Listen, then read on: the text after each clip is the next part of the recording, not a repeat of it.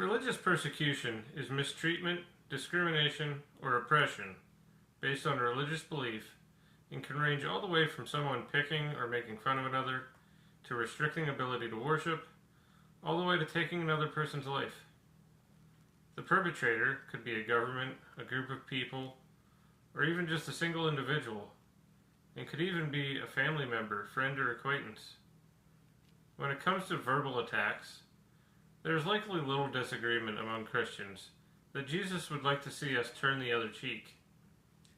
Matthew 5:38 and 39 say, "You have heard that it is said, 'Eye for an eye and tooth for a tooth.' But I tell you, do not resist an evil person.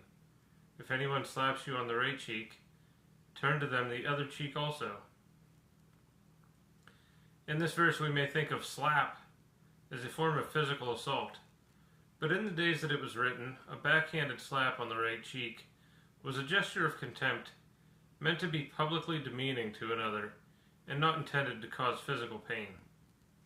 Turning the other cheek forces the attacker to either use an open hand or discontinue the insult and stops the cycle of revenge rather than being a command to submit to abuse. So then, is Jesus instructing us not to defend ourselves from serious bodily harm? This is where disagreement may be found amongst different individual beliefs. A conversation between Jesus and his disciples in Luke 22, where Jesus seems to instruct them to carry swords, may make some believe that he intended for the disciples to defend themselves with deadly weapons. But then, when Peter uses the sword, Jesus rebukes him. So was self-defense ever the reason for carrying swords?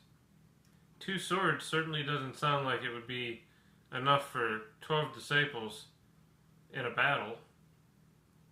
Some biblical scholars suggest the reason for the swords are only to fulfill the prophecy of crucifixion, giving the Romans the excuse that Jesus' followers were armed revolutionaries, so that there is a reason to put Jesus to death. What are your thoughts on this topic? When it comes to persecution that could result in loss of life, would we be doing God's will to lay down our lives as Jesus did, or is taking another life to defend your own biblically acceptable? I'd be interested to hear any opinions on the matter.